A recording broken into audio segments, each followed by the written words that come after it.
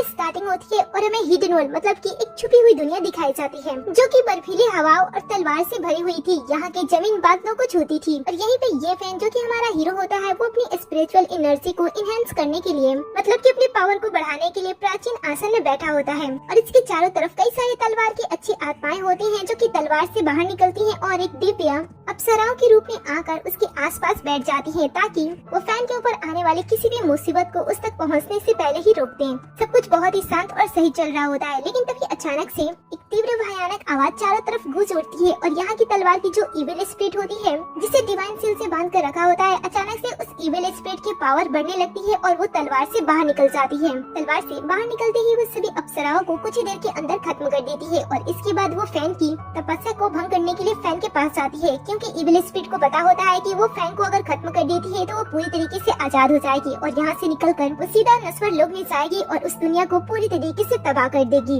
जिसके लिए वो फैन को परेशान करने लगती है और इसकी तपस्या को भंग करने की कोशिश करती है। लेकिन फैन अपनी तपस्या को भंग किए बिना पहले उसे अपनी शक्तियों से दूर फेंकता है और उसके बाद दूसरी कोशिश में उसे पूरी तरीके से खत्म करते हुए वापस से उसकी तलवार में उसे कैद कर देता है और फिर वो अपनी मर्जी से अपनी सीढ़ियों से बाहर आता है। अचानक से उस इविल स्पिरिट को डिवाइन सील से बाहर आते हुए देखकर वो सोचता है कि आखिर ये इविल स्पिरिट इतनी ज्यादा ताकतवर कैसे हो गई, मुझे इसके बारे में पता लगाना होगा। वो इन सारी चीजों के बारे में सोच ही रहा होता है कि ये सब क्यों हो रहा है। तभी अचानक से उसके दिमाग में एक ख्याल आता है। वो तुरंत उस जगह से गायब होकर अपने दैवीय गुरु के जादुई कक्ष में जाता है जहाँ पे वो अपने दैवीय गुरु के दैवीय मोहर को देखता है जो कि हवा में उड़ रही होती है और उस पे दरार आ चुके होते हैं। फैन जब उस दरार को देखता है तो समझ जाता है कि डिवाइन सील क्यों कमजोर हो गई थी, क्योंकि उसे पावर देने वाली दैवीय मोहर खुद ही कमजोर हो रही है तो डिवाइन सील का कमजोर होना तो बनता ही है। वेल फैन समझ जाता है कि इसके पीछे कौन है और आगे वो किस तरीके से अपने गुरु के दैवीय मोहर को ठीक कर सकता है। वेल हमें तो कहानी का कुछ नहीं पता है, इसलिए चलिए हम कहानी के कुछ बेसिक चीजों को जान लेते हैं कि यहाँ पे चल क्या रहा है। सो ये फैन की जो दिव्य गुरु होती है वो बहुत ही ज्यादा शक्तिशाली होती है। वो पृथ्वी से नहीं होती है, लेकिन वो एक बार पृथ्वी घूमने आई होती है जहाँ पे उन्हें 4 प्रमुख परिवार मिले होते हैं, ली फैमिली, मू फैमिली, चैन फैमिली और वेई फैमिली। ये चारों फैमिली उस समय बहुत ही ज्यादा गरीब थी और जब उसने गुरु को देखा तब वो उसके सामने झुककर उनसे विनती करने लगी कि वो उनकी जिंदगी को बदल दे। दैवीय गुरु बहुत ही ज्यादा अच्छी थी, उनका दिल भी बहुत ही ज्यादा साफ था, इसीलिए जब उन्होंने इस तरीके के लोगों को देखा तब उन्होंने बिना समय गवाए इन चारों परिवार को मदद करने का फैसला किया और इन सभी को एक एक अमर जेट पत्थर दे दिया। उन्होंने कहा कि जब तक ये जेट पत्थर आप लोगों के पास रहेगा आप सभी परिवारों को दौलत, समृद्धि और वो हर एक चीज मिलेगी जिसकी आप चाह रखते हो, लेकिन सभी परिवारों को बिना किसी शर्त के मेरी एक शर्त को मानना होगा। ये शर्त है एशियंट वॉर्म, मतलब है कि आप चारों परिवारों में जो बेटियां पहले जन्म लेगी उन बेटियों को वर्जन रहना होगा और अगर किसी परिवार में पहले बेटी का जन्म नहीं होता है तो आप ये मत समझना कि आपको मेरी शर्त को आपको पूरा नहीं करना होगा, बल्कि आपकी जो पहली पोती होगी ये शर्त उसके ऊपर लाजिम हो जाएगी और उसके बाद उसको वर्जन रहना होगा। जब तक कि आपके घर की बेटी या फिर पोती इस शर्त को कायम रखती है और इसे अच्छी तरीके से फॉलो करती है तब तक आप जो भी चाहो आपको वो सब मिलेगा, लेकिन जिस दिन आप मेरी शर्त को तोड़ देती हो उस दिन आपसे वो हर एक चीज को छीन लिया जाएगा जो कि मेरे द्वारा आपको दी गई होगी। वेल हम कहानी तो समझ गए। सो जो चारों फैमिली के पास अमर जेट थी वो इन चारों फैमिली के वादा पूरा करने से शक्तियाँ लेती थी और इससे दिव्य मोहर शक्तिशाली होती थी और इस तरीके से वो डिवाइन सील को शक्तिशाली बनाती थी ताकि कोई भी इविल स्पिरिट उस जगह से भागकर दुनिया में आकर तबाही न मचाए। लेकिन जो ली परिवार की सबसे बड़ी बेटी होती है ली रू, उसने इस शर्त को पूरी तरीके से तोड़ दिया और एक लड़के के साथ संबंध बना लिया, जिस वजह से पहला अमर जेट पत्थर जो कि लिन परिवार के पास था वो टूट गया। वेल इस बात से अनजान रुई आधी रात को उसी लड़की के साथ जिसका नाम झाओ गोन्सी होता है जो कि झाओ फैमिली का बड़ा बेटा होता है उसके साथ अपने कमरे से बाहर आती है। हॉल में उसकी कसन हान बैठी होती है जो कि रुई के पिता का ख्याल रख रही होती है क्योंकि काफी समय से पिता की हालत ठीक नहीं थी, इसीलिए कसन हान मिस्टर ली की देखभाल कर रही होती है और जैसे वो अपनी बहन को किसी लड़के के साथ आधी रात को देखती है वो उसे क्वेश्चन करती है कि आखिर ये लड़का कौन है और तुम्हारे साथ इस समय क्या कर रहा है। ये सुनकर रुई बताती है कि वो इस लड़के से प्यार करती है और इसके साथ शादी करना चाहती है। इसका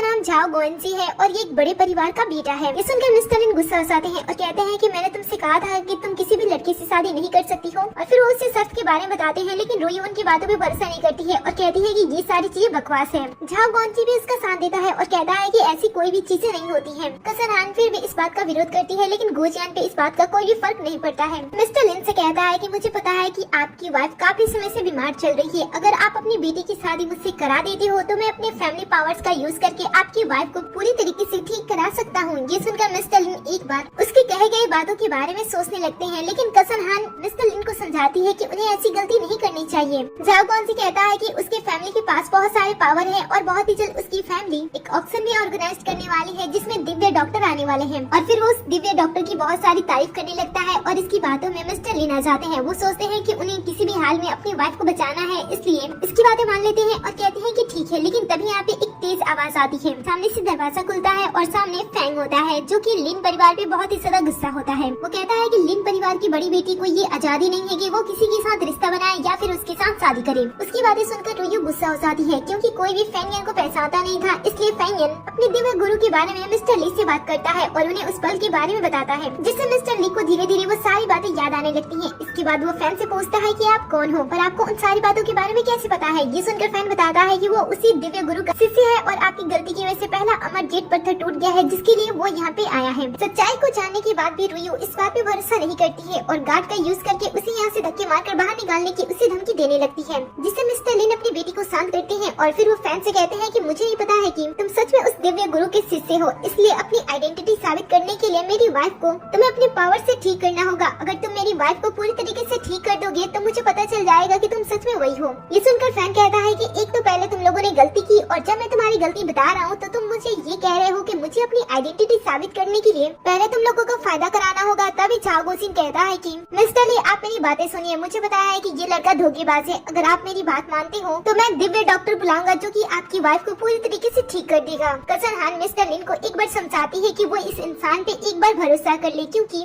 इसकी बातों में सच्चाई दिखाई दे रही है। ये सुनकर रुयू उसे रोकने की कोशिश करती है और कहती है कि क्या तुम इस लड़के के साथ मिली हुई हो। हान फिर भी मिस्टर लिन को समझाने की कोशिश करती है कि एक बार उस लड़के की पूरी बातें सुन ले, लेकिन इससे रुयू गुस्सा हो जाती है और अपनी कजन सिस्टर पे हाथ उड़ा देती है और कहती है कि क्या तुम मेरा घर बसने नहीं देना चाहती हो इस लड़के की तरह। और फिर वो झाओ गुआनजी को अमर जेट देती है जो कि इनके सक्सेस के साथ पूरी तरीके से बदल गया होता है, लेकिन उसके ऊपर दरारें पड़ गई होती हैं। ये देखकर झाओ गुआनजी कहता है कि क्या ये वही चीज है जिसके लिए ये इतना ज्यादा तमाशा कर रहा है, और फिर वो उसे तोड़ देता है और कहता है कि देखो मैंने तो तुम्हारे अमर जेट को तोड़ दिया, अब बताओ मेरे साथ क्या होगा, तुम तो जादुई पर्सन हो ना। ये सुनकर वो कहता है कि तुम्हारे साथ बहुत ही ज्यादा गलत होने वाला है क्योंकि तुम्हारा समय पलटने वाला है और तुम्हारे साथ सिर्फ बुरी चीजें ही होंगी। ये सुनने के बाद भी कोई भी इसकी बातों पे भरोसा नहीं कर रहा होता है, लेकिन अगले ही पल उसके नाक से ब्लड आने लगते हैं। ये देखकर वो थोड़ी सी डरते हैं, लेकिन ये काफी ज्यादा ढीठ होते हैं, इसलिए वो कहते हैं कि ये सारी चीजें इत्तेफाक है। ये सुनकर वो कहता है कि ये तो बस शुरुआत है, आगे देखना तुम्हारी जिंदगी से तुम्हारे 10 साल कैसे गायब हो जाएंगे। ये सुनकर वो कहता है कि अच्छा बताया कि तुम यहाँ पे सिर्फ और सिर्फ बकवास कर रहे हो, क्योंकि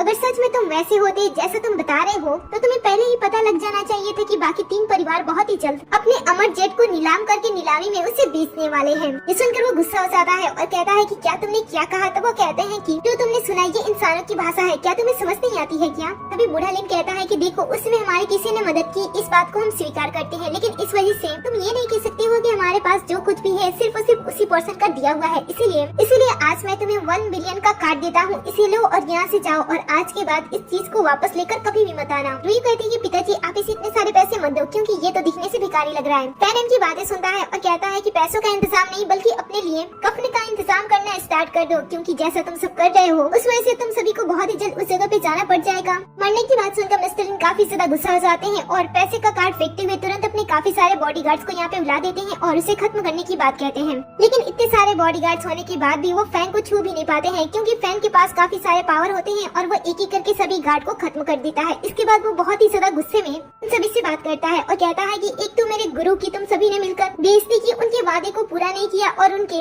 ऊपर भी लांछन लगाने की कोशिश की, इस वजह से मैं तुम सभी को खत्म कर दूंगा। आज तो मैं यहाँ से जा रहा हूँ, लेकिन जब मैं वापस आऊंगा तब तुम में से कोई भी नहीं बचेगा। ऐसा कहते हुए मैसेज करता है और इनकी आंखों के सामने से गायब हो जाता है। आंखों के सामने से किसी को इस तरीके से गायब होता हुआ देखकर सभी बहुत ही बुरी तरीके से घबरा जाते हैं। मिस्टर लिन तो बहुत ही ज्यादा घबरा जाते हैं, उन्हें ऐसा लगता है कि उनकी पूरी फैमिली खत्म होने वाली है। लेकिन जो झाओ गुआनजी होता है वो कहता है कि आप सब उस लड़के की बातों सुनकर इस तरीके से घबराओ नहीं, क्योंकि वो एक चालाक कमाल थी और ऐसे आम जादू तो कोई भी जादूगर कर सकता है। आप सब बस मेरे परिवार पर विश्वास रखो, मेरा परिवार आप में से किसी को भी कुछ नहीं होने देगा और आपको पूरी तरीके से ठीक भी कर देगा। और बाकी सब चिंता छोड़कर आप सिर्फ अपनी बेटी को मेरे साथ शादी करने की तैयारियां में लग जाओ, क्योंकि उसके बाद आपको करोड़ों का फायदा होगा। पैसे की बातें सुनते ही मिस्टर लिन के चेहरे से डर का भाव हट जाता है और खुशी के भाव आ जाते हैं। वो बहुत ही ज्यादा खुश हो जाता है एक ही पल में और अपनी बेटी की शादी भी इसके साथ करने के लिए राजी हो जाता है। दूसरी तरफ हम घर के बाहर फैंग को देखते हैं, जो कि बहुत ही ज्यादा गुस्से में होता है। वो कहता है कि मिस्टर लिन को तो उनकी सजा मिलनी चाहिए जिसके वो हकदार हैं। और फिर वो आकाश में मैजिक करता है। उसकी मैजिक इतनी ज्यादा खतरनाक होती है कि उससे मिस्टर लिन की हालत बहुत ही बुरी तरीके से खराब हो जाती है और वो वहीं पे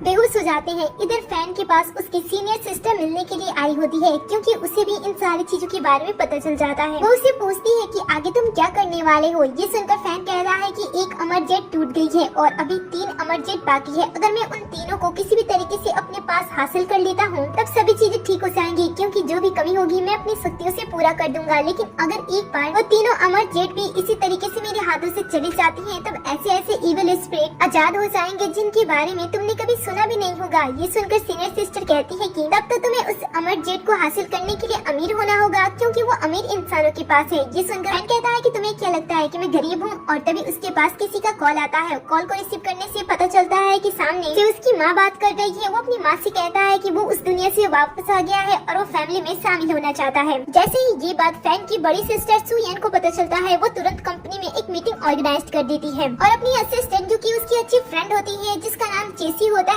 उसके साथ कंपनी में एंटर होती है, जहाँ पे कंपनी के बड़े बड़े शेयर होल्डर्स आए होते हैं। वो सभी से कहती है कि कंपनी का असली उत्तराधिकारी बहुत ही जल्द कंपनी को टेक ओवर करने वाला है, जिसे सुनकर कंपनी के सभी पर्सन काफी ज्यादा खुश होते हैं और उनके आने की तैयारियों में लग जाते हैं। दूसरी तरफ हम फैन को देखते हैं, जो कि अपनी सीनियर सिस्टर के साथ जैसे ही अपनी कंपनी के नीचे पहुँचता है, यहाँ पे बहुत सारी एक्सपेंसिव कार आकर उसके सामने रुकने लगती है, जिनमें से बहुत से अमीर पर्सन बाहर निकलते हैं और फैन का अपने साथ लाए गिफ्ट के साथ उनका स्वागत करने लगते हैं। वो कहते हैं कि उनके बारे में उनकी बहन ने पहले ही उन्हें बता दिया था, इसीलिए वो उसे वेलकम गिफ्ट देना चाहते हैं दास या ये फैमिली के यंग मास्टर के रूप में। फिर पहला इंसान अपना गिफ्ट देता है, जो कि 1000 साल पुराना जिनसन का पौधा होता है। बारी आती है दूसरे अमीर इंसान की, जो कि अपने साथ इनके शहर के सबसे बड़े बैंक का ब्लैक कार्ड लाया होता है, जिससे कुछ भी खरीदना पॉसिबल था। फिर तीसरे अमीर इंसान ने अपने साथ एक सोने की मोहर देता है, जिससे फैन अपनी आइडेंटिटी 10 या ये फैमिली के यंग मास्टर के रूप में साबित कर सके। फैन को सभी के गिफ्ट काफी पसंद आते हैं, इसलिए वो सभी के गिफ्ट को रख लेता है और इसके बाद वो अपनी सीनियर सिस्टर के साथ उस ऑक्शन में जाने के लिए और अमर जेट को बचाने के लिए यहाँ से निकल जाता है। दूसरी तरफ हम उसी ऑक्शन का सीन देखते हैं, जहाँ पे झाओ गोजिन के साथ रुयू भी आई होती है। कुछ ही देर के अंदर ये ऑक्शन स्टार्ट भी हो जाता है। यहाँ की होस्ट सभी लोगों को बताती है कि आज यहाँ पे 3 अमर जेट पत्थरों की नीलामी होने वाली है, जो कि मू फैमिली, चेन फैमिली और वेई फैमिली की है। आपको बता दिया जाए कि इनमें से किसी एक की भी कीमत 100 मिलियन से भी ज्यादा की है, इसीलिए आप लोग सोच समझ के बोली लगाइएगा। लेकिन तब यहाँ पे फैंग आ जाता है और वो तीनों जेट पत्थर अकेले ही खरीदने की बात कहता है और फिर सामने रखी सोने की चेयर पे जाकर फुल कॉन्फिडेंट के साथ बैठ जाता है। ये देखकर होस्ट उससे कहती है कि आपको पता है कि इस पे बैठने का मतलब क्या है। अगर आप इस सीट पे बैठते हो तो इसका ये मतलब बनता है कि आप बोली लगाना बंद नहीं कर सकते हैं। यहाँ के लोग जितनी चाहे उतनी बोली लगा सकते हैं, लेकिन आखिरी बोली आपकी ही होनी होगी। ये सुनकर सीनियर सिस्टर फैन के लिए थोड़ी सी वरीड होने लगती है, क्योंकि लोग तो फैन को परेशान करने के लिए भी ज्यादा बोली लगा सकते हैं, क्योंकि आखिरी बोली तो उसकी ही होगी और उसे ही सभी जेट पत्थर को खरीदना होगा। ये सब देखकर होस्ट ऑक्शन को स्टार्ट करने के लिए जादुई लालटेन जलाने की बात करती है, लेकिन फैन तो अपनी जादुई शक्तियों से उड़ती हुई लालटेन यहाँ पिला देता है और उसे जला भी देता है। ये देखकर तीनों परिवार आपस में बात करने लगते हैं कि ये कौन है। तबकी फुसफुसाहट को सुनते हुए फैन बताता है कि वो यहाँ पे 2 कारणों से आया है। पहला, मुझे ये तीनों अमर जेट पत्थर चाहिए, वो भी सही सलामत में। दूसरा, मैं मू फैमिली, चैन फैमिली और वेई फैमिली को एक आखिरी मौका देता हूँ। अगर आप अपनी गलतियों को स्वीकार करते हुए आसमान की तरफ देखते हुए 1000 बार माफी मांग लेते हो तो मैं आप तीनों को छोड़ दूंगा, लेकिन अगर आप तीनों परिवारों ने मेरी बात नहीं मानी तो आपको सजा भुगतनी होगी। ये सुनकर तीनों परिवार इसके ऊपर गुस्सा हो जाते हैं और पूछते हैं कि तुम कौन हो। तब झाओ गोजिन सामने आता है और कहता है कि ये लड़का अपने आप को देव या गुरु का शिष्य बताता है, जो कि सरासर गलत है, क्योंकि ये झूठा इंसान है और आप सभी को लूटना चाहता है। ये सुनकर तो तीनों परिवार काफी ज्यादा गुस्सा हो जाते हैं और कहते हैं कि वो उसकी चाल में नहीं फंसेंगे। ये सुनने की बात भी फैंग उन्हें फिर से समझाता है और कहता है कि वो अपनी जिंदगी से खेल रहे हैं, उनके पास आज तक जो कुछ भी है वो सब कुछ खत्म हो जाएगा। ये सुनकर तीनों परिवार एक बार फिर से गुस्सा हो जाते हैं। वो कहते हैं कि उनके पास जो कुछ भी है वो सारी उनकी मेहनत की कमाई है, उनके पास ऐसा कुछ भी नहीं है जो कि उसके गुरु द्वारा दी गई है। आज तक उन्होंने जो कुछ भी हासिल किया है वो उनकी कड़ी मेहनत की वजह से उनके पास है और इसीलिए वो किसी से भी नहीं डरते हैं। ये सुनकर कहता है कि ठीक है, अगर आप सब ऐसा ही सोचती हो कि आपके पास जो कुछ भी है वो आपकी कड़ी मेहनत के द्वारा हासिल की गई सभी चीजें हैं तो ऐसा ही सही है, लेकिन मेरा मानना तो कुछ और है। मुझे पता है कि अगर मेरे गुरु ने उस समय आप सभी की मदद नहीं की होती तो आप आज तक जीवित भी नहीं रहते, आप तो कब के मर गए होते। फैन इन्हें बार बार समझाता है, लेकिन ये अमीर और लालची इंसान ने लालच में इतने ज्यादा डूब गए होते हैं कि सच्चाई जानने के बाद भी वो इस बात को एक्सेप्ट नहीं करते हैं कि इनके पास जो कुछ भी है दैव गुरु के आशीर्वाद की वजह से मिला है, ना कि इनकी हार्ड वर्किंग की वजह से। साइड में हाना भी खड़ी होती है जो कि इन सारी चीजों को बारीकी से देख रही होती है और उसे पता होता है ये फैन की सारी बातें सच है, इसीलिए वो अपनी बहन को रोकने की कोशिश करती है। लेकिन इस बार भी रुयू पुरानी टाइम की तरह बहुत ही ज्यादा घमंडी होती है। वो अपने कसन को समझाने की वजह से उस पर गुस्सा हो जाती है और इस बार भी उस पर हाथ उठा देती है। ये सब फैन काफी देर से देख रहा होता है और अब उससे सहन नहीं होता है, इसलिए वो तीनों परिवार के गुड लक को उनसे छीनने के लिए सामने खड़ा हो जाता है और मैसी करने लगता है। वो कुछ देर मंत्र पढ़ता है और उसके बाद वो हवा में मैसी करता है जो कि उसके मैजिक सीधा आसमान में जाते हैं, लेकिन अचानक से सब कुछ शांत हो जाता है। ये देखकर तीनों परिवार के साथ सभी लोग जोर जोर से हंस रहे होते हैं क्योंकि फैन के मैसी करने के बावजूद भी ये सही सलामत थे और इन्हें कोई सजा नहीं मिली थी। फैन कहता है कि तुम लोगों को इतना ज्यादा खुश होने की कोई जरूरत नहीं है क्योंकि आगे तुम सब सही नहीं रहोगे। ये सुनकर तीनों परिवार कहते हैं कि जिस तरीके से आज वो सही सलामत है आगे भी वो फ्यूचर में ऐसे ही सही सलामत रहेंगे। लेकिन तभी अचानक से बिजली कड़कती है और आसमान से इन्हें सजा दी जाती है। आसमान से सजा मिलते ही तीनों परिवार की हालत खराब हो जाती है और तीनों परिवार एक साथ खून की उल्टियाँ करने लगते हैं। इससे यहाँ पे डर का माहौल बन जाता है और सभी लोग एक पल के लिए फैन के ऊपर विश्वास करने लगते हैं। लेकिन तभी झाओ गोजिन तीनों परिवार को समझाता है और कहता है कि ये कोई देवताओं के द्वारा दी गई या फिर इसके मैजिक की कोई सजा नहीं है। इसने असल में आप लोगों के ऊपर कोई चाल चली होगी और इसने धोखे से पहले ही आपके खाने में कुछ ऐसी चीजें मिला दी होगी जो कि इस समय जहर बन गई है। लेकिन फिर भी आप तीनों को डरने की कोई जरूरत नहीं है। ऐसा कहते हुए वो अपने पास से सुनहरी गोलियां निकालता है जो कि जादुई होती हैं और तीनों फैमिली को दे देता है, जिसे खाते ही तीनों फैमिली ठीक हो जाती है। फिर तीनों परिवार झाओ गोजिन से कहते हैं कि इस इंसान ने हमें जान से मारने की कोशिश की थी, इसलिए हम इसे आसानी से जाने नहीं दे सकते हैं। बताइए आगे हमें इस इंसान के साथ क्या करना चाहिए। वो कहता है कि अगर ऐसी बात है तो हमें अमर जेट पत्थर को उसे हासिल नहीं करने देना चाहिए, उसके ऊपर बहुत ही ज्यादा बोली लगानी चाहिए जिस वजह से वो अमर जेट पत्थर को हासिल नहीं कर पाए और पैसा न होने की वजह से हार जाए। ऐसा कहते हुए झाओ गोजिन ऑक्शन को स्टार्ट कर देता है और उसकी पहली बोली 1 बिलियन की होती है। इतने पैसे सुनकर सभी आपस में हंसते हैं और बातें करने लगते हैं क्योंकि उन्हें ऐसा लगता है कि फैन के पास तो पैसा है ही नहीं, वो आसानी से हार जाएगा। ये देखकर सीनियर सिस्टर कहती है कि तुम सबका पाला गलत इंसान से पड़ गया है और तभी फैन बोली 2 बिलियन कर देता है और आराम से बैठ जाता है। ये देखकर सभी परिवार मिलकर धीरे धीरे बोली बढ़ाने लगते हैं और बोली को 4.5 बिलियन पहुंचा देते हैं क्योंकि उन्हें पता होता है कि फैन उस सोफे पे बैठा है और इसका मतलब है कि उसे हर एक चीज को खरीदना होगा, इसीलिए वो दाम को इतनी ज्यादा हाई प्राइस पे पहुंचा रहे होते हैं ताकि वो चाह कर भी किसी चीज को ना खरीद पाए और तरीके से वो एक ऐसे जाल में फंस जाए जिससे बाहर निकलना उसके लिए लगभग नामुमकिन हो जाए। वो उसे अच्छी तरीके से धीरे धीरे जाल में फंसा देते हैं और कहते हैं कि अब हमें पता है कि तुम हमारे जाल से बाहर नहीं निकल सकती हो, इसलिए अच्छा होगा कि जो तुमने हमारा अपमान किया है उसके लिए हमारे सामने झुककर हमसे माफी मांगो, शायद हम तुम्हें यहाँ से जाने दें। सुनकर सीनियर सिस्टर कहती है कि तुम लोगों की इतनी हिम्मत कि तुम मेरे जूनियर ब्रदर को तुम सब अपने सामने झुकाओ, अच्छा होगा कि तुम सबके लिए कि तुम सब सामने आकर खुद ही इससे माफी मांग लो, नहीं तो देखना आगे क्या होगा। ये देखकर कसन हान सामने आ जाती है और पूरे परिवार की तरफ से माफी मांगने लगती है। माफी मांगते हुए देखकर उसकी बहन उस पे गुस्सा हो जाती है और उससे कहती है कि तुम्हें क्या लगता है कि हम कमजोर हैं जो तुम इसके सामने खड़े होकर माफी मांग रही हो। वो एक गरीब है जो कि शक्तिशाली बनने का ढोंग करता है, उसे तो हमारे सामने घुटकर माफी मांगना पड़ेगा। फैन सुनकर मुस्कुराता है और कहता है कि तुम्हें क्या लगता है कि मुझे तुम अपने सामने झुका सकती हो। देखो ऐसा तो हो ही नहीं सकता है क्योंकि मुझे अपने सामने झुकाने के लिए तुम्हें तुम्हारे जैसे 1000 परिवार भी शामिल हो जाए तब भी कुछ नहीं होगा। ऐसा कहते हुए वो बोली 10 बिलियन कर देता है। बोली सुनकर सभी शॉक्ड हो जाते हैं कि इसके पास इतने सारे पैसे कैसे हो सकते हैं। फिर परिवार वाले सोचते हैं कि उनके पास तो बोली के लिए इतने सारे पैसे नहीं है, आखिर अब वो आगे क्या करेंगे। ये सुनकर रुयू फैन के ऊपर इल्जाम लगाती है कि शायद वो सिर्फ नाटक कर रहा है क्योंकि उसके पास भी इतने सारे पैसे नहीं हो सकते हैं क्योंकि वो भिखारी की तरह दिखता है और इसके पास इतने सारे पैसे होने लगभग नामुमकिन है। सुनकर फैन उसकी बेइज्जती करता है और कहता है कि मुझे साबित करने की कोई जरूरत नहीं है कि मेरे पास पैसे हैं या फिर नहीं, मुझे तो पैसे देकर इस चीज को खरीदना है बस। फिर आगे कोई बोली नहीं लगा रहा होता है। ये देखकर फैन कहता है कि तुम्हें समझो कि पहला जेट पत्थर मेरा हुआ। होस्ट भी आगे बढ़ रही होती है उसे देने के लिए, लेकिन तभी झाओ गोजिन उसे रोकता है और कहता है कि तुम पैसे कैसे पे करोगी। तब वो अपने पास से एक ब्लैक कार्ड निकालता है जिसे देखकर सभी हैरान हो जाते हैं क्योंकि ये ब्लैक कार्ड जाहिर के सिर्फ टॉप रिच पर्सन के पास ही थी, इसीलिए वो आपस में फुसफुसाने लगते हैं कि इसके पास ये कार्ड कैसे आ सकता है। इसके बाद वो पे करने के लिए अपने कार्ड को आगे करता है, लेकिन झाओ गुजिन उसे एक बार फिर से रोकता है और उसके पास आकर उसके हाथ से कार्ड ले लेता है और फिर वो सभी से कहता है कि फैन की ये कार्ड नकली है। ये सुनकर तो सभी काफी खुश हो जाते हैं क्योंकि उनकी जान में जाना चाहती है। फिर सभी परिवार वाले फैन के ऊपर झूठे धोखेबाज के रूप में इल्जाम लगाते हैं और झाओ गुजिन तो कार्ड को नीचे फेंकते हुए कहता है कि ये इंसान तो बहुत ही ज्यादा बुरा है, ये हमारी नीलामी खराब करने के लिए आया है, साथ ही हमें धोखा भी दे रहा है, इसलिए हमें इसे खत्म कर देना चाहिए। तभी बाहर से एक आवाज आती है और सभी लोग रुक जाते हैं। सामने से वही अमीर इंसान आता है जिसका नाम मिस्टर फू होता है। मिस्टर फू इनसे ज्यादा अमीर होता है, इसलिए इस अमीर इंसान को यहाँ पे देखकर ये लोग आपस में बातें करते हैं कि इतने अमीर इंसान इस ऑक्शन में क्या कर रहा है। रूयो भी अपने बॉयफ्रेंड से बात करती है और कहती है कि मैंने सुना था कि ये अमीर इंसान किसी की आमतौर पे ये किसी पार्टी या फिर नीलामी में नहीं जाते हैं, तो ये यहाँ पे क्या कर रहे हैं। ये सुनकर वो उसके सामने बड़ी बड़ी फेंकने लगता है और कहता है कि मेरा परिवार भी तो बहुत ही ज्यादा बड़ा है ना, और मैं दास या ये फैमिली का यंग मास्टर हूँ ना, इसलिए वो मुझसे मिलने के लिए आए होंगे। असल में वो ये फैन की आइडेंटिटी चुराने की कोशिश करता है और मिस्टर फू को सामने देखते हुए ऐसे बिहेव करता है कि वो उस फैमिली का यंग मास्टर है। लेकिन मिस्टर फू जो कि अपने यंग मास्टर को बहुत ही अच्छी तरीके पहचानते थे, वो उसे अवॉइड करते हुए फैन के पास आते हैं और झुकते हुए उसे यंग मास्टर कहते हैं। उसके मुंह से यंग मास्टर सुनकर तो सभी हैरान हो जाते हैं। देखकर झाओ गुजिन ऐसा सोचता है कि कहीं उसकी असलियत सबके सामने खुल नहीं जाए कि वो यंग मास्टर नहीं है। वो उनके पास आता है और कहता है कि दास या ये फैमिली का यंग मास्टर तो मैं हूं ना, तो आप उसे यंग मास्टर क्यों कह रहे हो। ये सुनकर मिस्टर फू कहते हैं कि तुम दूसरों को धोखा दे सकते हो, मुझे नहीं, मुझे पता है कि मेरे यंग मास्टर कौन है। फिर वो अपने कार्ड को इन्हीं लोगों से उठवाता है और कहता है कि किसकी हिम्मत हुई मेरे कार्ड को नकली बताने की। मैंने यहाँ पे आते हुए सुना था कि किसी ने मेरे कार्ड को नकली कहा था। ये सुनकर ये लोग डरने लगते हैं और कहते हैं कि क्या ये सच में ये कार्ड असली था। और तभी यहाँ पे मिस्टर लिन भी यहाँ पे एक बूढ़े इंसान के साथ आते हैं और मिस्टर फू उनसे पूछते हैं क्या आप भी इन लोगों का साथ देने के लिए यहाँ पे आए हो। सली कहते हैं कि ऐसी कोई बात नहीं है, मैं यहाँ पे ये जांच करने के लिए आया हूँ कि सामने जो लड़का बैठा है क्या वो सच में दैवे गुरु का शिष्य है भी या फिर नहीं। और इस इंसान की जांच करने के लिए मैं यहाँ पे अपने गुरु को भी लाया हूँ जो कि बहुत ही ज्यादा शक्तिशाली है। और फिर मिस्टर लिन अपने गुरु से उस इंसान की जांच करने के लिए कहते हैं। हालांकि इस गुरु को तो कुछ आता जाता नहीं था, लेकिन उसका राज भी इनके सामने खुल ना जाए इसलिए वो नाटक करता है और अपना काम स्टार्ट कर देता है। वो ये फैन की जांच करता है और इनसे झूठ बोलता है कि ये कोई इंसान नहीं है, ये एक राक्षस है।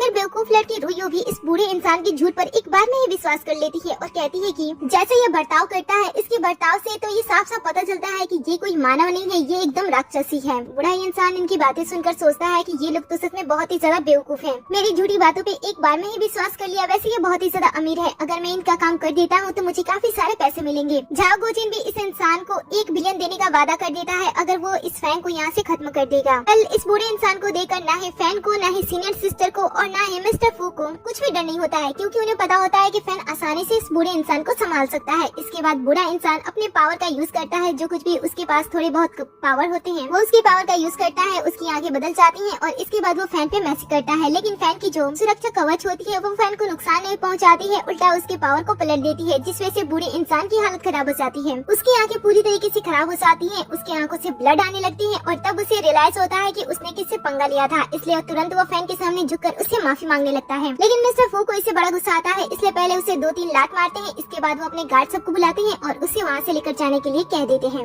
ये देखकर झाओ गुजिन को बहुत ही ज्यादा गुस्सा आता है। उसे तो मन कर रहा होता है कि वो फैन की जान ही ले ले, लेकिन उसके सामने मिस्टर फू खड़े थे, इसीलिए वो उनसे इन दोनों के बीच से हट जाने की बात कहता है। लेकिन मिस्टर फू के लिए फैन जरूरी था, इसलिए वो उसका साथ नहीं छोड़ते हैं। ये देखकर झाओ गुजिन अपने आप को ताकतवर बनाने के लिए पहले से वो 3 परिवारों को अपने तरफ शामिल कर लिया था, लेकिन अब बारी थी लिन फैमिली के हेड को अपने तरफ शामिल करने के लिए। इसीलिए वो मिस्टर लिन के पास आता है। पहले तो गुरु डरते हैं कि कहीं सच में ये दैव्य गुरु का शिष्य निकल गया तो, लेकिन झाओ गुजिन उन्हें अपनी बातों में फंसाता है और कहता है कि अगर आप इस समय मेरा साथ दोगे तभी मैं आपके लिए दैव्य गुरु को बुलाऊंगा। अपनी पत्नी की जान बचाने के लिए वो इसके साथ हो जाते हैं और झाओ गुजिन को चारों परिवार का साथ मिलने लगता है। ये सोचकर वो समझता है कि वो बहुत ही ज्यादा ताकतवर हो गया। हालांकि इन सारी चीजों से तो इन तीनों को कुछ भी फर्क नहीं पड़ा था, लेकिन ये लोग तो अपने आप को बहुत ही ज्यादा ताकतवर समझ रहे थे। ये देखकर मिस्टर फू मिस्टर लिन से कहता है कि आप दैव्य डॉक्टर से मिलना चाहते हो। झाओ गुजिन कहता है कि आपने सही कहा, वो मेरे परिवार के सबसे अच्छे दोस्त हैं। मिस्टर फू कहते हैं कि तो तुम इतने ज्यादा हंस क्यों रहे, तुम्हें क्या लगता है कि वो तुम्हारे परिवार के दोस्त थे तो तुम्हारी इन सारी चीजों में वो तुम्हारा साथ देंगे? वो मेरा साथ देंगे। इसके बाद वो फैन से कहने लगते हैं कि यंग मास्टर क्या आप उनसे मिलना चाहते हो? वो कहता है कि मिलने का मन तो नहीं था, लेकिन अब मैं उनसे मिलना चाहता हूँ, उन्हें जरा बुलाना। तो झाओ गुजिन कहता है कि तुम सबको क्या लगता है कि तुम लोग एक ही बार में उन्हें बुला लोगे? वो अपने काम में बहुत ही ज्यादा व्यस्त रहते हैं और वो अभी भी अपने काम के सिलसिले में दूसरे देश गए हुए हैं। लेकिन मिस्टर फू तो आवाज देता है और उनके आवाज के तुरंत बाद यहाँ पे वो दिव्य डॉक्टर की एंट्री हो जाती है। दिव्य डॉक्टर को देखते हुए झाओ गुजिन अंकल कहते हुए उनके पास आता है, लेकिन दिव्य डॉक्टर तो उन्हें अनदेखा करते हुए सीधे फैन के सामने जाते हैं और झुककर उन्हें हेलो कहते हुए यंग मास्टर कहने लगते हैं। इससे एक बड़े इंसान को फैन को यंग मास्टर कहते हुए ये लोग आपस में बात करने लगते हैं और कहते हैं कि आखिर फैन है कौन। सभी इस बात को लेकर सोच रहे होते हैं, लेकिन मिस्टर लिन अपनी वाइफ के बारे में सोच रहे होते हैं। इसलिए वो झाओ गुजिन से कहते हैं कि दिव्य डॉक्टर अब यहाँ पे हैं और वो तुम्हारे फैमिली के अच्छे दोस्त भी हैं, तो तुम जाकर मेरी वाइफ के बारे में उनसे बात क्यों नहीं कर लेती हो। ये सुनकर वो कहता है कि ठीक है, और फिर वो डरते डरते थोड़ा आगे बढ़ता है और दिव्य डॉक्टर के साथ रिश्ता बनाने की कोशिश करता है। लेकिन दिव्य डॉक्टर तो सबके सामने उसे ना जानने का बात कह देते हैं, जिसे सुनकर झाओ गुजिन बहुत ही बुरी तरीके से इंसल्ट महसूस करता है। वो कहता है कि आप मेरे घर आए थे, मैं झाओ परिवार का बेटा हूँ। वो कहते हैं कि मैं झाओ परिवार को तो जानता हूँ, लेकिन मैं तुम्हें नहीं जानता हूँ। ये सुनकर फैन कहता है कि दिव्य डॉक्टर क्या आप इस लड़की को नहीं जानते हैं। दिव्य डॉक्टर कहते हैं कि मैं इस लड़की को नहीं जानता हूँ, हालांकि मैं इसके परिवार के मुखिया से मिला हूँ किसी काम के सिलसिले में, लेकिन हम अच्छे दोस्त नहीं हैं। सुनकर तो सभी झाओ गुजिन से कहते हैं कि क्या उसने झूठ कहा था। उसने कहा था कि उसके पिताजी और दिव्य डॉक्टर के बीच में अच्छी दोस्ती है। अब ये देखकर चारों परिवार को पता चलता है कि झाओ गुजिन ने तो इन सभी को धोखा दिया है।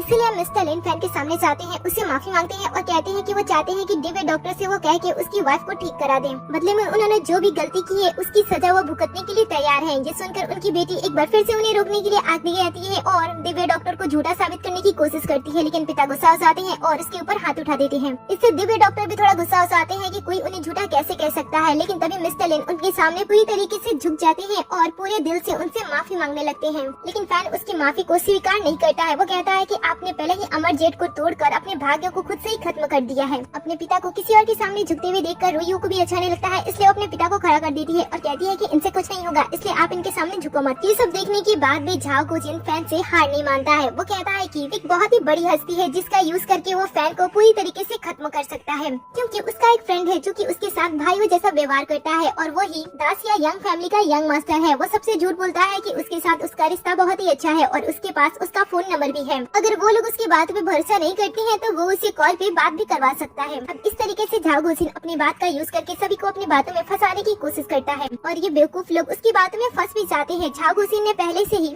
अपने कनेक्शन के दम पे यंग मास्टर के फोन नंबर को तो निकलवा ही लिया होता है, लेकिन जैसे ही वो यहाँ पे उसके पास कॉल करता है, फैन के फोन पे जाकर कॉल लगती है और ये देखकर तो सभी की हालत ही टाइट हो जाती है, क्योंकि झाओ गुजिन एक बार फिर से फैन से हार जाता है। बार बार हारने की वजह से झाओ गुजिन बहुत ही ज्यादा गुस्सा हो जाता है। वो यहाँ पे एक खतरनाक मकसद के साथ आया था, इसलिए वो फैन को इतनी आसानी से यहाँ से जाने नहीं देता है। वो एक बार फिर से सभी परिवारों को अपनी बातों में फंसाने की कोशिश करता है और कहता है कि अब तक तो तुमने मेरे साथ मिलकर इस परिवार का बहुत ही ज्यादा अपमान कर दिया है, इसलिए अगर आप लोग मेरा साथ नहीं देते हो तो ये आप लोगों को खत्म ही कर देंगे। इसलिए अच्छा होगा कि आप मेरा साथ दो और मैं इसे खत्म कर देता हूँ। लेकिन तभी यहाँ पे एक लड़की की एंट्री होती है जो कि जेसी होती है, जो कि फैन की सीनियर सिस्टर की असिस्टेंट है और उसकी फ्रेंड भी है। वो यहाँ पे आती है तो वो फैन को पसंद करती है, इसलिए वो उसे मिलने के लिए यहाँ पे आती है और इसके बारे में बातें बताती है कि ये बहुत ही अच्छा है, इसे माफी मांग लो, ये सबसे माफ कर देगा सिचुएशन जानने के बाद। लेकिन ये लोग तो पागलों की सरताज निकलते हैं। झाओ गुजिन भी परिवारों को अपने साथ कर लेता है और कहता है कि उसके पास से वो जेट पत्थर ले लो और उसे तोड़ दो ताकि ये खत्म हो जाए। मुझे पता है कि उसे तोड़ने के बाद ये इंसान यहाँ से खत्म हो जाएगा। परिवार उसकी बात आसानी से मान लेती है और सभी जेट पत्थर को लेकर उसे तोड़ने की कोशिश करते हैं। जैसे उसे जमीन पे तोड़ने वाले होते हैं, फैन वैसे करता है और सभी इंसान मर जेट पत्थर से दूर हो जाते हैं और दूसरे ही पल फैन उन सभी जेट पत्थर को आसानी से रिकवर कर लेता है। ये देखकर झाओ गुजिन गुस्से में अपनी असलियत सबके सामने रख देता है। फिल्म में झाओ गुजिन इतने समय से फैन को इसलिए परेशान कर रहा था और ये उसी तलवार में रहने वाली इविल स्पिरिट का साथी होता है। लिन फैमिली की बड़ी बेटी के साथ रिश्ता इसलिए बनाया होता है क्योंकि और उसके कहने पे ही ये अमर जेट को तबाह करने के लिए यहाँ पे आया था। हारते हुए देखकर वो अपने इविल पावर का यूज करता है और यहाँ पे 4 नए जादूगर राक्षस को बुला लेता है जो कि बेसिकली फैन को खत्म करने के लिए यहाँ पे आए थे। फैन ये देखता है और अपने पावर्स का यूज करते हुए अपने चारों तरफ तलवार का घेरा बना लेता है। ये जो सामने इविल स्पिरिट होती है वो फैन को कमजोर समझ रही होती है, इसीलिए वो ज्यादा बोलने के चक्कर में एक बड़ी और खास बात कह जाते हैं। वो बोलते बोलते ये कह जाते हैं कि अगर फैन को इविल स्पिरिट को पूरी तरीके से खत्म करना है तो उसे अपनी शक्तियाँ बढ़ाने के लिए सच्चे फिनिक्स शरीर के साथ रिश्ता बनाना होगा। ये सुनकर वो कहता है कि अच्छा ऐसी बात है। फिर वो अपने पावर्स का यूज करता है और एक ही बार में इन चारों को खत्म कर देता है। ये देखकर झाओ गुजिन डर जाता है और यहाँ से निकलने की कोशिश करता है, लेकिन फैंग उसके ऊपर मैजिक करता है और उसके दोनों पैरों को तोड़ देता है। फिर वो यहाँ से अपने लोगों के साथ चला जाता है। जैसे वो घर पहुँचता है उसकी बड़ी बहन उससे मिलती है, उसके साथ वो थोड़ी सी मस्ती करने लगती है और अपने फ्रेंड असिस्टेंट के साथ उसकी सेटिंग कराने की कोशिश करती है। ये देखकर तो छोटा भाई थोड़ा सा साय होने लगता है कि बड़ी बहन उसके लिए ये सब कर रही है, लेकिन वो उसकी बातें नहीं मानती है। वो उसे कहती है कि तुम्हें इसके साथ रहना होगा क्योंकि मेरी फ्रेंड तुमसे बहुत ही ज्यादा प्यार करती है। इसके बाद गार्ड सबसे कह के उसे घर के अंदर लेके चली जाती है। दूसरी तरफ हम झाओ गुजिन को देखते हैं जो कि काफी गुस्से में होता है अपनी इस हालत से। और तभी यहाँ पे एक दूसरी लड़की आ जाती है जो कि मैजिकल होती है। इसका नाम लिंगर होता है और ये वही तलवार की आत्मा इविल स्पिरिट की सर्वेंट होती है। वो यहाँ पे आती है, झाओ गुजिन से कहती है कि तुमने अब तक बहुत ही अच्छा काम किया है, इसलिए मेरी मालकिन तुम्हें एक उपहार देना चाहती है। उनका कहना है कि जब वो इस दुनिया में राज करेंगी तब तुम दूसरे सबसे ज्यादा ताकतवर इंसान बन जाओगे। ये सुनकर तो ये बहुत ही ज्यादा खुश हो जाता है और अपनी खुशखबरी किसी के साथ शेयर करने की कोशिश करता है। लिंगर भी यहाँ से जाने वाली होती है, लेकिन जैसे वो उसके टूटे हुए पैरों को देखती है वो उसके ऊपर मैजिक करती है और दूसरे ही पल ये पूरी तरीके से ठीक हो जाता है। इसके बाद झाओ गुजिन बहुत ही ज्यादा खुश होता है। लिंगर उसे कहती है कि तुम्हें याद रखना कि तुम्हें क्या करना है और तभी वो किसी के पास कॉल करता है। दूसरी तरफ हम मू चैन और वेई फैमिली को झाओ गुजिन के ऑफिस में देखते हैं। कुछ समय के बाद यहाँ पे झाओ गुजिन आ जाता है। वो उसे पूछते हैं कि तुम यहाँ पे हमें किस लिए बुलाए हो। वो कहता है कि तुम्हें याद है कि हम उस सील को तोड़ नहीं पाए थे। परिवार के लोग कहते हैं कि हाँ हमें पता है। झाओ गुजिन कहता है कि पता है ये किस लिए है, हम उसे क्यों नहीं तोड़ पाए थे, क्योंकि आज तक तुम्हारे घर की बड़ी बेटी और बड़ी पोती आज तक वर्जन है। अगर हम किसी भी तरीके से उनकी वर्जिनिटी को खत्म कर देते हैं तो वो पत्थर खुद ब खुद टूट जाएगा और उसके बाद फैन कमजोर हो जाएगा। ऐसा कहते हुए वो अपने प्लान के बारे में इन तीनों लोगों को बताने लगते हैं।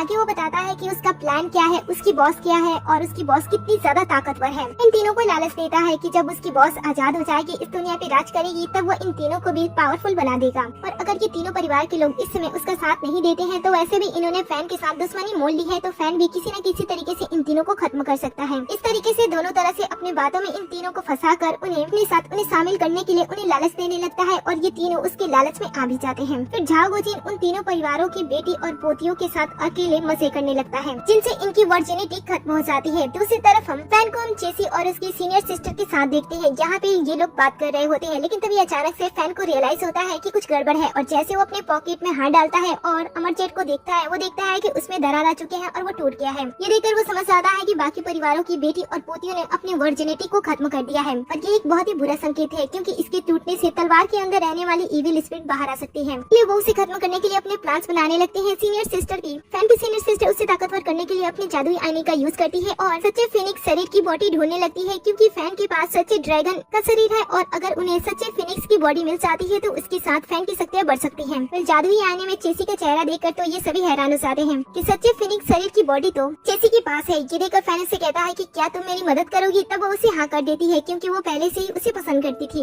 इविल स्पिरिट की आत्मा को देखते हैं जो कि पूरी तरीके से आजाद हो गई थी। आजाद होने के बाद वो बहुत ही ज्यादा खुश होती है। तभी लिंगर उसके पास आती है। वो आजाद होने पे अपने बॉस को बधाई देती है, लेकिन साथ ही वो उन्हें यहाँ पे कुछ समय और रहने के लिए कहती है, क्योंकि उसके बॉस के पास उसकी पुरानी शक्तियाँ वापस नहीं आई थी। वो आजाद तो हो चुकी थी, लेकिन उसकी स्पिरिचुअल एनर्जी उसके पास वापस नहीं आई थी, इसलिए वो कमजोर थी और इन्हें अपने खतरनाक दुश्मन को खत्म करने के लिए इन्हें एक प्लान की जरूरत थी। इसीलिए किस समय तक शांत रहकर एक बड़ा और खतरनाक प्लान बनाने की योजना बनाते हैं। दूसरी तरफ हम फैन को हम उसकी बड़ी बहन, सीनियर सिस्टर और उसकी गर्लफ्रेंड के साथ देखते हैं। यहाँ पे ये दोनों मिलकर अपनी बड़ी बहन से सगाई के बारे में बात कर रहे होते हैं। बड़ी बहन ये जानकर बहुत ही ज्यादा खुश होती है, क्योंकि वो हमेशा से इन दोनों का एक रिश्ता चाहती थी। ये सब आपस में काफी ज्यादा खुश होते हैं और सगाई की बात करते हैं, क्योंकि फैन अपनी शक्तियों को बढ़ाने के लिए बिना शादी के अपने गर्लफ्रेंड के साथ नहीं रहना चाहता था, इसलिए वो उसके साथ सगाई करने का फैसला करता है। ये सब चल ही रहा होता है, तभी यहाँ पे लिन फैमिली की हाना आ जाती है। यहाँ पे लिन फैमिली की तरफ से माफी मांगने के लिए आई होती है, क्योंकि लिन फैमिली के लीडर ने उसकी पालन पोषण की थी जब से उसके पेरेंट्स की डेथ हो गई थी। इसीलिए वो ये अपना फर्ज समझ रही थी कि वो यहाँ पे आकर अपनी फैमिली की सेफ्टी के लिए फैन से माफी मांग ले।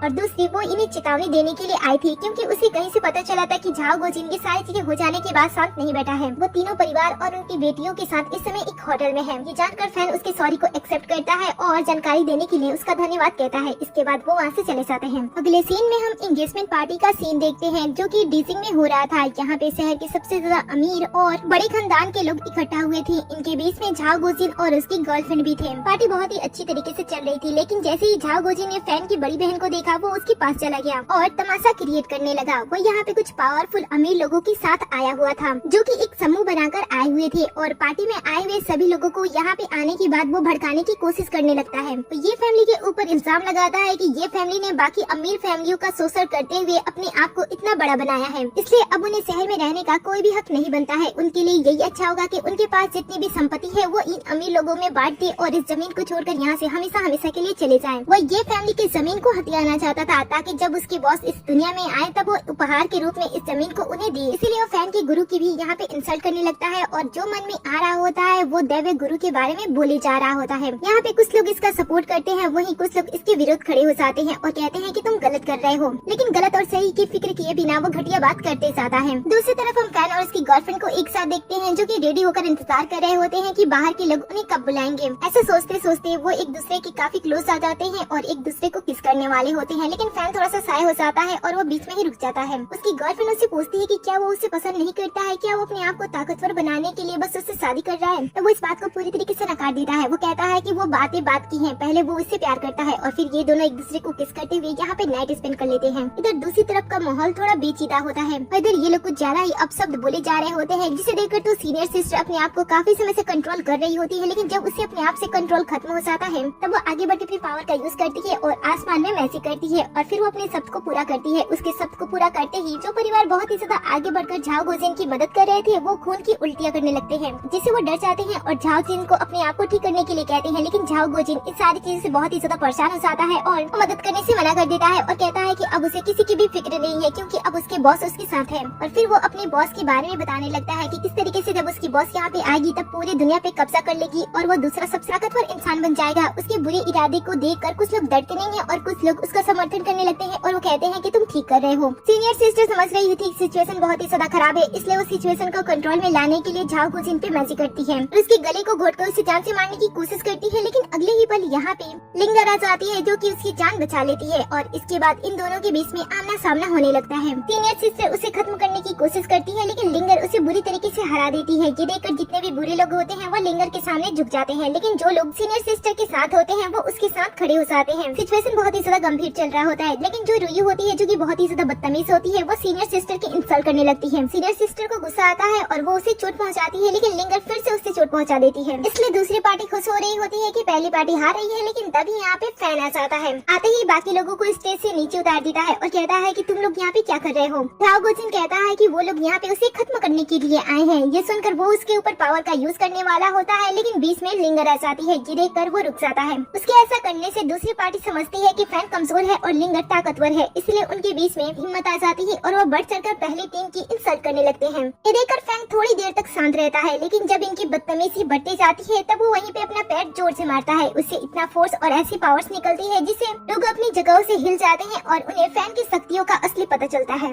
लिंगर को भी अपने आप को बैलेंस करने के लिए अपने तलवार की शक्ति का यूज करना पड़ता है, इसलिए सब कुछ शांत होते ही वो अपने तलवार का यूज करती है और फैन के ऊपर हमला करने के लिए आगे बढ़ती है। लेकिन फैन उसे बिना छुए ही अपने पावर से नीचे गिरा देता है। लिंगर उसके छोटे से पावर से इतनी ज्यादा घायल हो गई होती है कि इसके मुंह से ब्लड आने लगते हैं। लिंगर अपने आप को हारते हुए देखकर बहुत ही ज्यादा गुस्सा हो जाती है और तुरंत फैन के ऊपर वार करने वाली होती है, लेकिन उससे वार करने से पहले ही फैन उसे पूरी तरीके से खत्म करके नष्ट कर देता है, जिससे उसका वजूद पूरी तरीके से खत्म हो जाता है। झाओ गोजिन ये देखकर गुस्से में फैन की इंसल्ट करता है, लेकिन फैन गुस्से में हवा से भी तेज रफ्तार के साथ उसके पास पहुंच जाता है और उसका कॉलर पकड़ लेता है। ये देखकर आसपास के लोग पूरी तरीके से डर कर छुपने लगते हैं। फिर फैन उसे खत्म करने के लिए अपने पावर्स का यूज करता है, लेकिन तभी यहाँ पे एक काला धुआं आ जाता है। वो थोड़ा घूमता है और फिर इनके सामने प्रकट होता है। ये कोई और नहीं बल्कि वही इविल स्पिरिट होती है। इसे देखते ही झाओ गोजिन सारी बातें एक एक करके अपने बॉस को बताने लगता है और सबको बताता है कि ये इसकी बॉस है, उसके सामने इन सभी को झुकना होगा। सभी उसके सामने झुक जाते हैं। झाओ गोजिन सारी बातें फैन के बारे में बता देता है। ये देखकर इविल स्पिरिट धीरे धीरे आगे बढ़ने लगती है। वो उसे कहती है कि उसे खत्म करने के लिए ज्यादा समय नहीं लगेगा और जैसे ऐसे कहते हुए वो आगे बढ़ती है। फैन की गर्लफ्रेंड उसके पास आ जाती है और अपना हाथ उसके हाथ में रख देती है। जैसे ये दोनों एक दूसरे का हाथ पकड़ते हैं, इविल स्पिरिट को कोई पावर महसूस होती है और वो अपनी मैजिकल आइज का यूज करके देखती है कि इनके बीच में क्या रिश्ता है। तो समझ जाती है कि जब तक ये लड़की इस लड़के के साथ है वो इसे हरा नहीं सकती है, इसलिए वो अपने पावर्स को रोक देती है। लेकिन वो इतनी आसानी से हार नहीं मानती है। वो अपने और भी ज्यादा पावर्स का यूज करती है और एक साथ फैन को खत्म करने की कोशिश करती है और इस पे वार कर देती है। फैन भी नहीं रुकता है और इसे रोकने के लिए अपने साथ अपनी गर्लफ्रेंड के भी पावर्स का यूज करता है और दोनों की पावर्स को मिलाकर इविल स्पिरिट के ऊपर हमला कर देता है।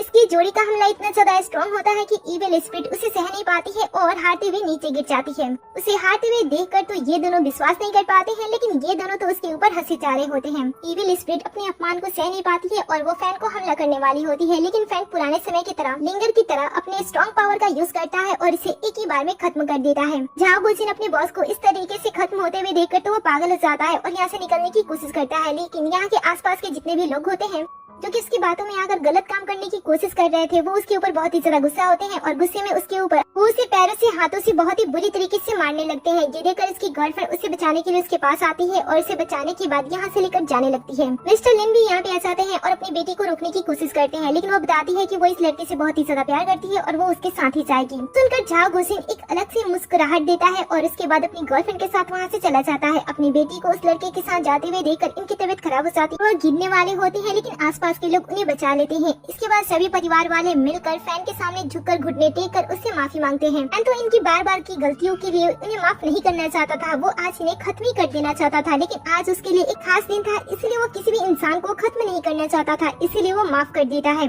और उसके बाद इनकी एंगेजमेंट हो जाती है। दूसरी तरफ झाओ गुजिन हारने के बाद बहुत ही ज्यादा गुस्सा होता है और अपनी गर्लफ्रेंड से कहता है कि वो फैन को किसी भी तरीके से खत्म कर देगा। गर्लफ्रेंड भी कहती है कि उसे टेंशन लेने की कोई जरूरत नहीं है, क्योंकि वो हमेशा उसका साथ देगी। ये सुनकर वो खुश हो जाता है और उसके साथ अपना नया प्लान डिस्कस करता है। दूसरी तरफ हम इन चारों को देखते हैं। फैन उस इविल स्पिरिट को खत्म करने के बाद भी सोच रहा होता है कि वो इतनी आसानी से खत्म नहीं हो सकती है, लेकिन आसपास के लोग मतलब कि उसकी सीनियर सिस्टर और उसकी बड़ी बहन समझाते हैं कि वो ज्यादा सोच रहा है। इसके बाद दोनों सिस्टर वहाँ से चली जाते हैं ताकि ये दोनों साथ में टाइम स्पेंड करें। दूसरी तरफ हम रोयू को देखते हैं जो कि अपने बॉयफ्रेंड के साथ शादी करने का प्लान बना रही होती है, और जैसे इसके बारे में उसकी कजन सिस्टर को पता चलता है वो उसे रोकने के लिए जाती है, लेकिन वो उसकी बातों पे ध्यान नहीं देती है और वहाँ से चली जाती है। फिर उसके फोन पे मिस्टर लिन कॉल करते हैं और वो इसके बारे में सारी बातें मिस्टर लिन को बता देती है। मिस्टर लिन ये सारी बातें जानकर बहुत ही ज्यादा डर जाते हैं, क्योंकि उन्हें पता होता है कि झाओ गुजिन अच्छा लड़का नहीं है, इसलिए वो अपनी बेटी की शादी को रोकने के लिए फैन के पास आते हैं और उससे मदद मांगते हैं। पहले तो फैन उन पे बहुत ही ज्यादा गुस्सा होता है लास्ट टाइम की वजह से, इसलिए वो कहता है कि मैंने तुम लोगों को माफी दे दी, यही बड़ी बात नहीं है कि जो तुम मुझसे मदद मांगने के लिए चले आए हो। ये सुनकर वो घुटने टेक टेक कर बार बार उनसे मदद की गुहार कर रहा होता है, और गर्लफ्रेंड भी फैन को कहती है कि इस बूढ़े इंसान की मदद कर दो, तब फैन मान जाता है और इसके बाद बूढ़ा इंसान चला जाता है। अगले सीन में हम रोयू को देखते हैं जो कि झाओ गुजिन के साथ शादी करने के लिए आई होती है। यहाँ पे काफी सारे गेस्ट भी होते हैं, लेकिन तभी यहाँ पे उसके पिता अभी कई सारे लोग आ जाते हैं उसके शादी को रोकने के लिए।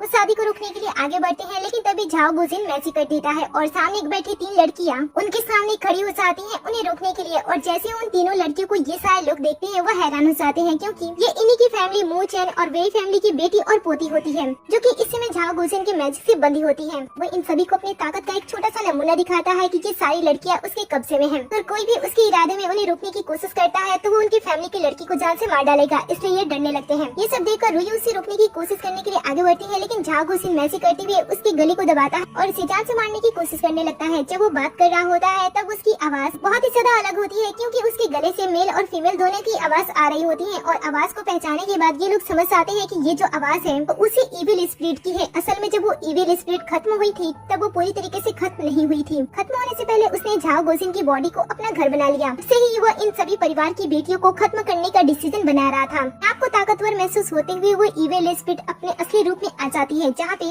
रोयू ये देख पा रही होती है कि एक हाथ से वो इविल स्पिरिट इसके गले को दबाए रखी हुई है और दूसरी तरफ उसके बॉयफ्रेंड को उसने गले दबाकर रखा हुआ है। फिर वो उसे अपने पास खींचती है और उसके अंदर जितना भी पावर होता है, उसकी जो पवित्र सोल होती है और के अंदर जो कुछ भी अच्छी चीजें होती है वो उसे सूख लेती है और ताकतवर हो जाती है, जिस वजह से वो खत्म होकर वहीं पे मर जाता है। अपने सामने किसी की इस तरीके की मौत देखकर तो जो यहाँ पे गेस्ट आए होते हैं वो बुरी तरीके से डर जाते हैं और अपनी जान बचाते हुए यहाँ से निकल जाते हैं। लेकिन इविल स्पिरिट होती है वो बाहर जाने के दरवाजे को अपने मैजिकल पावर से रोक देती है और सभी यहाँ पे कैद हो जाते हैं। किसी के पास बचने का कोई भी रास्ता नहीं होता है, इसलिए सभी लोग इविल स्पिरिट के सामने झुककर उसे विनती करते हैं कि वो उन्हें छोड़ दे। वो किसी की बातें नहीं सुनती है और अपने आप को ताकतवर बनाने के लिए रोयू की सोल खाने की कोशिश करती है और धीरे धीरे आगे बढ़ती है। ये देखकर हान अपनी कजन सिस्टर को बचाने के लिए सामने रखे फ्लावर पॉट को उठाती है और उसे इविल स्पिरिट को मारने की कोशिश करती है, लेकिन इविल स्पिरिट ये देख लेती है और बीच में ही उस फ्लावर पॉट को खत्म कर देती है। कोई इविल स्पिरिट के काम में दखल अंदाजी दे ये उसे पसंद नहीं आता है, इसलिए वो पहली लड़की को छोड़कर दूसरी लड़की को खत्म करने के लिए उसके ऊपर वार कर देती है। लेकिन तभी यहाँ पे फैन अपनी गर्लफ्रेंड के साथ आ जाता है। जब वो दरवाजे को देखता है कि वो जादुई तरीके से बंद की गई है, तब अपनी पावर का यूज करता है और इसे खोलता है और इसकी पावर इतनी स्ट्रॉन्ग होती है कि उसकी पावर से दरवाजा अनलॉक तो होता है, लेकिन साथ में इविल स्पिरिट की जो पावर उनको नुकसान पहुँचाने वाली थी वो भी खत्म हो जाती है। फैन को यहाँ पे देखते हुए और दरवाजा खुलते हुए देखकर कुछ गेस्ट तो यहाँ से तुरंत भाग जाते हैं और कुछ फैन को यहाँ की सिचुएशन को हैंडल करने के लिए कहते हैं। इविल स्पिरिट उसे लेके कहती है कि अच्छा तो तुम आ गए। ये सुनकर वो कहता है कि मुझे लास्ट टाइम ये शक हुआ था कि तुम मरी नहीं हो। वो कहती है कि तुमने अच्छा शक किया था। इसके बाद वो अपनी पावर का यूज करती है और सभी लड़कियों को कि उसकी कंट्रोल में होती है वो इन्हें लड़ने के लिए आगे भेज देती है। लेकिन फैन इससे डरता नहीं है, वो अपने पावर का यूज करता है और तीनों लड़कियों को उसके कंट्रोल से बाहर निकल देता है। इविल स्पिरिट ने कभी नहीं सोचा था कि फैन इतना ज्यादा ताकतवर हो सकता है। फैन सारी चीजें ठीक करने के बाद अपनी गर्लफ्रेंड को आगे भेजता है और कहता है कि उसे वहाँ से लेकर आओ। वो हान के साथ आगे बढ़ती है और रोयू को वहाँ से बचाकर बाहर लाती है और सभी वहाँ से बाहर निकल जाते हैं। लेकिन इन सारी चीजों में फैन से एक बहुत ही बड़ी गलती हो जाती है, जिसे इविल स्पिरिट नोटिस कर लेती है। उसकी गर्लफ्रेंड से उसका दूर होना। जैसे वो दोनों अलग होते हैं, वो अपने पावर का यूज करके यहाँ पे काला धुआं क्रिएट कर देती है, जिससे फैन उस काले धुएं के चक्र में फंस जाता है और इविल स्पिरिट मौके का फायदा उठाते हुए अपने रूप को उसकी गर्लफ्रेंड के रूप में बदल देती है और उसके पास चली जाती है। फैन को लगता है कि ये उसकी गर्लफ्रेंड है, लेकिन ये तो उसके क्लोज आने का तरीका था। इविल स्पिरिट उसके पास आने के बाद उसे खत्म करने की कोशिश करने लगती है और इसके ऊपर वार करने लगती है। हालांकि फैन उसके जाल से बचने की बार बार कोशिश कर रहा होता है, लेकिन वो हार रहा होता है। ये देखकर वो अपने पावर्स का यूज करता है और इन काले धुएं के चक्र को ही खत्म कर देता है, जिससे वो इविल स्पिरिट को सही से देख पाता है और उसके ऊपर वार करते हुए उसे हराने लगता है। इविल स्पिरिट समझ आती है कि वो अपने पावर से उसका अंत नहीं कर सकती है, इसलिए वो यहाँ से भागने का डिसीजन लेती है। लेकिन फैन उसे इस टाइम ज्यादा समझदार होता है। वो अपने पावर का यूज करता है और उसे गोली घेरे में बंद कर देता है। इसके बाद वो फिर से अपने पावर का यूज करता है और उसे मैजिकल रस्सी से बांध देता है, जिससे वो हिल भी नहीं पाती है। और फिर वो अच्छा मौका देकर उसे खत्म करने की कोशिश करता है, लेकिन जैसे वैसा करने वाला होता है तभी यहाँ पे उसकी दैवीय गुरु आ जाती है और इसे ऐसा करने से रोकती है। कहती है कि लास्ट टाइम मैंने इसे कैद करके इसे एक मौका दिया था, लेकिन इसने तो अपने मौके को बुरे मौके में बदल दिया, इसलिए अब मैं इसे और मौका नहीं देने वाली हूँ। मैं इसे अपने हाथों से ही खत्म कर दूंगी। ऐसा कहते हुए वो उसे वहीं पे खत्म कर देती है। वो वहाँ से निकलने वाली होती है, तभी वो चारों प्रमुख परिवार उनके सामने आकर झुककर अपनी गलतियों के लिए उनसे माफी मांगने लगते हैं। वे गुरु तो बहुत ही ज्यादा अच्छी होती है, लेकिन इस बार वो उनके साथ अच्छा व्यवहार नहीं करती है। वो कहती है कि तुम लोगों ने मेरे शिष्य के साथ बहुत ही ज्यादा गलत किया है, इसलिए इसकी सजा तो तुम लोगों को मिलनी चाहिए। मैं तुम्हारी जिंदगी बख्श दूंगी, लेकिन जो भी मेरे दिए हुए अच्छी किस्मत की वजह से हासिल किया था वो सारी चीजें खत्म हो जाएंगी और यही तुम लोगों की सजा है कि अपनी लाइफ को खुद ही अपने हाथों से बेस्ट बनाओ। उसके बाद वो वहाँ से चली जाती है। फैन और उसकी गर्लफ्रेंड ये सारी चीजें खत्म करने के बाद काफी ज्यादा खुश होते हैं, क्योंकि सभी प्रॉब्लम्स खत्म हो गई थी। इसलिए वो एक मैजिकल कपल होने के साथ साथ एक वर्किंग कपल भी बन जाते हैं और मिलकर अपनी बड़ी सी कंपनी को चलाते हैं। और इसे स्वीट और हैप्पी एंडिंग पे इस ड्रामे का दी एंड हो जाता है। आपको ये ड्रामा कैसा लगा मुझे कमेंट में जरूर बताना। कहानी का बेस्ट पार्ट कौन था, कौन से कैरेक्टर आपको सबसे ज्यादा पसंद आए, मुझे कमेंट में जरूर बताना। जाने से पहले वीडियो को लाइक कर दी, साथ ही चैनल को भी सब्सक्राइब कर दिया, जिससे कि आप हमारे हर एक वीडियो से अपडेट रहो और वीडियो पे हाइप करना ना भूलें।